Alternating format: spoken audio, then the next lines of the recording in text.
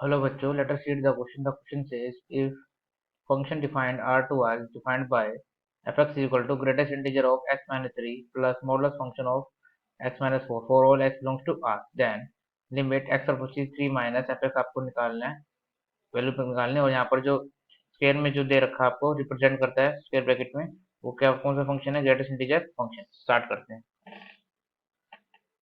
सबसे पहले स्टार्ट करेंगे की कंसेप्ट से। की कंसेप्ट में बेसिकली आपके पास एक प्रॉपर्टी होती है जब आप पढ़ते हो ग्रेटेस्ट इंटीजर फंक्शन की। Greatest integer of X plus N is equal to greatest integer of X plus N, where N क्या होता है? एन बिलोंग करता है सेट ऑफ इंटीजर। अगर एन कोई भी इंटीजर होता है तो greatest integer of X plus N क्या होता है? Greatest integer of X plus N. Okay, ये कंसेप्ट होता है। अब मॉडुलस फंक्शन कैसा फंक्शन होता है? कंटिन्यूस फंक्शन होता है, तो आपको पता है। अब आप चाहो तो डायरेक्टली लिमिट को सोल्व कर सकते हो। लिमिट सोल्व करते हैं तो हमारे पास लिमिट जो दे रखी है वो दे रखी है आपको बेसिकली निकालनी है। Limit x approaches 3 minus greatest integer of x minus 3 plus modulus of x minus। Start करेंगे।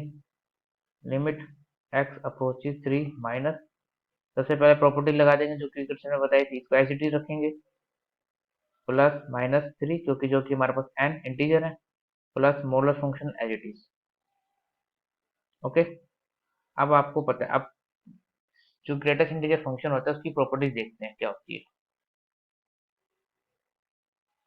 जो ग्रेटेस्ट इंटीजर फंक्शन आपको पता है, ग्रेटेस्ट इंटीजर फंक्शन ऑफ 2.99 कितना होता है? ये होता है 2।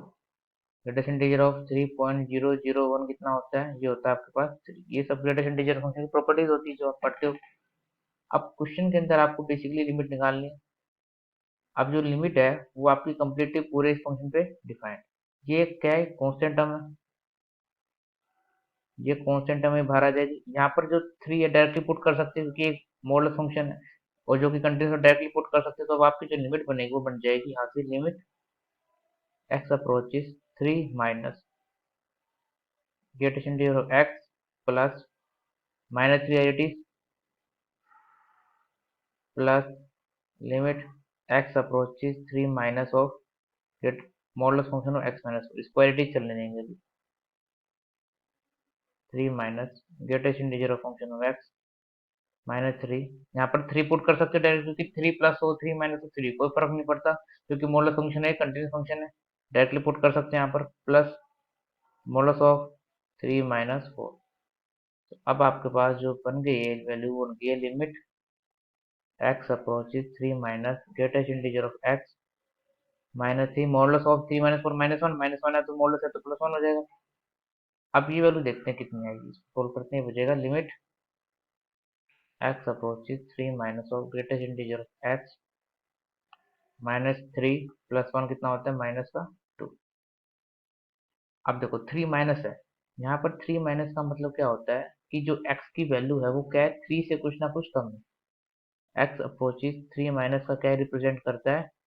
x is less than 3, x is slightly less than 3,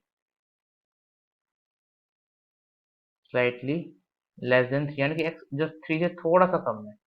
जैसे x जो आपके पास, अगर आप अप्रोक्सीमेशन में x आपके पास लिख सकते हो 2.9998, इस तरीके से अगर आप वैल्यू ले लो तो आपकी x की वैल्यू ये हो चुकी है, क्योंकि 3 माइनस है तो x की वो वैल्यू 3 से जस्ट कम। तो अब आप इसके अंदर पुट करोगे तो जो लिमिट अगर आप सोल्व करोगे यहाँ से limit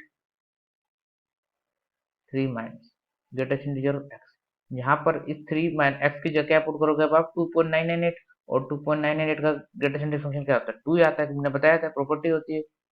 greatest integer function of 2.998 की क्या आएगा? 2 आएगा। तो इस कंप्लीट लिमिट की वैल्यू कितनी आएगी? डायरेक्टली 2, यहाँ से रिप्लेस कर देंगे तो ये आ जाएगा 2 माइनस 2 चल ही रहा है, 2 माइनस 2 कितना होगा? 0, which is your required answer. So from option में से आप चेक कर सकते हो, ऑप्शन में से ऑप्शन नंबर सी करेक्ट हो जाएगा। So option C is the correct answer. Option C correct, option C is correct. Okay, so I hope you understood it well. Best of luck.